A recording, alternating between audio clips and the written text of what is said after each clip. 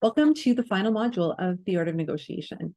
You've now learned how to embody all of the knowledge and emotional understanding and strategies that we've developed throughout the rest of the course. But now it's time to put them into practice.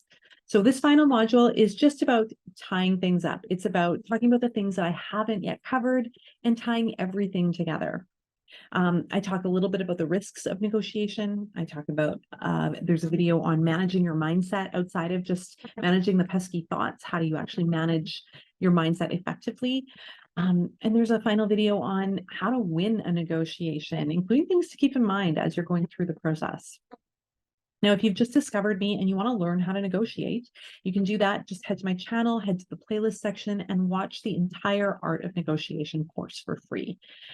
If you need extra help, if you're negotiating and you don't have time for the course, then I would say go to the show notes below and find a link to my step-by-step salary negotiation guide.